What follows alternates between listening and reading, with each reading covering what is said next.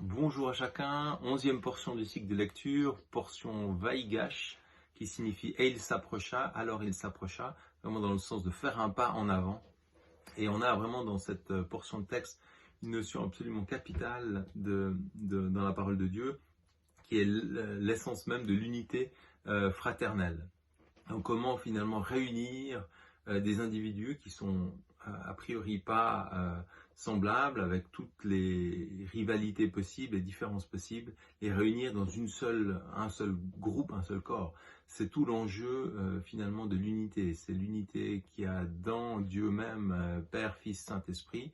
C'est cette alliance extrêmement puissante, cette unité qui ne veut pas dire unicité, mais au contraire de réussir à réunir les forces de chacun. Donc la stratégie, en l'occurrence de Joseph, va être d'utiliser la vulnérabilité et la faiblesse de Benjamin, le plus faible en l'occurrence, le plus fragile, pour que tous les frères soient confrontés à ce qu'ils ont eux-mêmes commis vis-à-vis de Joseph, pour les mettre exactement dans une même situation et qu'ils puissent prendre conscience de ce qu'ils ont fait et puis finalement se faire repentance, demander pardon et réunir donc du coup la fraternité de nouveau de manière très forte. Et c'est tout un symbole parce que les fils de Jacob, on le sait, c'est Israël, les 12 qui seront aussi les 12 tribus. Et puis on a à ce titre une autre lecture qui est extrêmement intéressante et très enrichissante, en l'occurrence le texte de cette semaine d'Ézéchiel 37, où finalement le prophète Ézéchiel va utiliser aussi cette même idée de réunification, non pas des individus d'Israël, mais vraiment des deux royaume du Nord, royaume du Sud, qui seront réunis avec cette image absolument puissante, l'image des deux bâtons. Hein. Quant à toi, fils de l'homme, prends un morceau de bois, donc c'est l'Éternel qui dit, écrit dessus, pour Juda et pour les Israélites qui s'y rattachent. Prends un autre morceau de bois écrit dessus pour Joseph, le bois d'Éphraïm, et pour toute la communauté d'Israël qui s'y rattache. Rapproche-les l'un de l'autre pour n'avoir qu'un seul morceau de bois, afin qu'ils soient unis dans ta main. Et puis donc c'est toute la restauration d'Israël. Cette lecture a lieu juste après la lecture des eaux desséchées qui ressuscitent.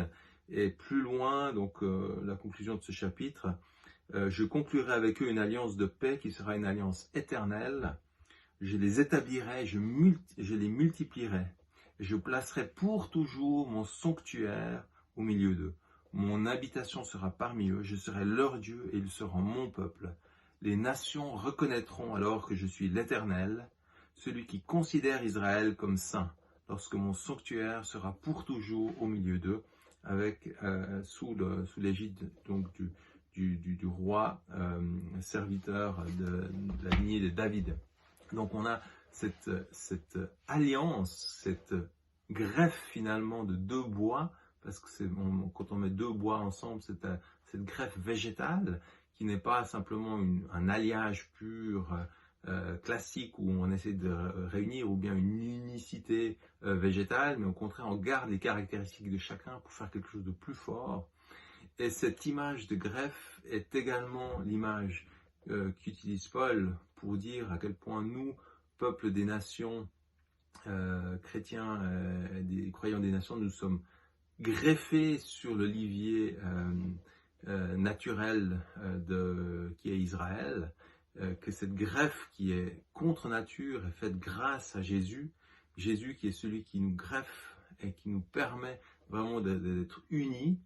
Et puis cette idée vraiment d'être un aussi en Jésus, en Dieu, c'est aussi bien sûr quelque chose qui est très très important. Donc on a cette démarche d'abord autour de Joseph et ses frères, ensuite du peuple d'Israël, et ensuite entre finalement l'Église des nations et d'Israël qui formeront l'homme nouveau que nous parle Éphésiens aussi. Donc on a vraiment cette image de fraternité réunifiée quelque part, qui est un des enjeux même du plan de Dieu. Et je terminerai par cette lecture de la prière sacerdotale, Jésus qui dit « Je leur ai donné la gloire que tu m'as donnée, afin qu'ils soient un, comme nous sommes un, moi en eux et toi en moi, afin qu'ils soient parfaitement un, et qu'ainsi le monde reconnaisse que tu m'as envoyé et que tu les as aimés comme tu m'as aimé. » Bonne semaine à chacun et toute bonne suite de lecture.